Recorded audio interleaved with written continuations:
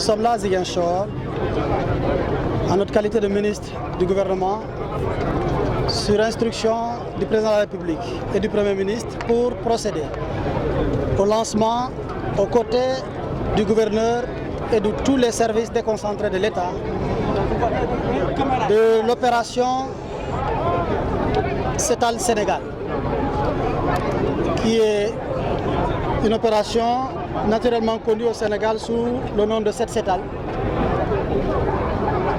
ici au niveau du chef-lieu de région, mais avec des décisions fortes pour marquer une rupture dans le cadre du changement systémique prôné par son Excellence le Président de la République. La rupture se marque par deux aspects. D'abord, il ne s'agit pas d'une opération coup de poing. Du genre, nous venons, nous prenons des images, nous faisons des discours et nous partons. Il s'agit d'une opération de démarrage, mais il est demandé la constance, la continuité et surtout le maintien d'un Sénégal propre, dans l'attitude. C'est pourquoi je félicite le gouverneur de la région de Ziguinchor, qui a mobilisé tous les services de l'État, avec une mention spéciale à l'armée nationale. Le concept armée-nation, à travers cette opération, vient de revoir ses beaux jours. Mais également tous les corps, militaires et paramilitaires, la police, les sapeurs-pompiers, les services de l'ONAS,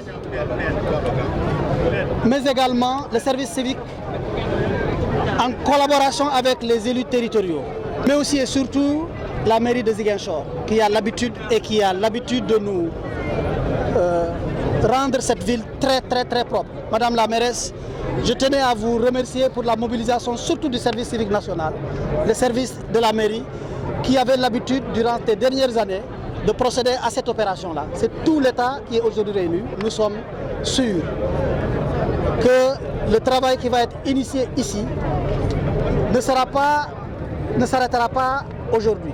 Avec le service du gouverneur, les services de l'ONAS, nous pensons que la ville de Ziguinchor, en collaboration avec la mairie, va être la plus belle de toutes les villes. Parce qu'il s'agit d'une compétition très positive. Aujourd'hui, au niveau national, chaque ministre est retourné dans sa région, à côté des services de l'État. Mais il y aura sûrement une compétition qui va être lancée au niveau national pour le meilleur prix de la ville la plus propre dans le temps et dans la constance. Et je pense que Ziguinchor prendra la coupe de la propreté. Ce n'est pas compliqué. Lorsqu'au niveau de l'État central, nous donnons le go, nous avons une administration territoriale très rompue à la tâche. Il suffit d'un peu de moyens. Les gouverneurs feront un résultat que vous ne pouvez pas imaginer, surtout si le travail est fait en collaboration avec les élus territoriaux. Moi, je n'ai pas de crainte pour Ziguinchor parce que, avant que le niveau national de lance, Ziguinchor était déjà très propre. Nous nous souvenons l'année dernière l'opération qui a été menée ici, ou les 2 dernières années. Et nous pensons que, encore une fois, comme c'est le chef de l'État lui-même qui a décidé d'en faire son credo, le Premier ministre, les raisons qui font qu'il n'est pas venu à Ziguinchor, c'est parce qu'il veut agir à partir de Dakar pour que tout le monde prenne le relais. Nous sommes confiants qu'avec les gouverneurs, l'administration territoriale, les préfets, le Sénégal sera d'une propriété qui dépasse le Rwanda. Okay.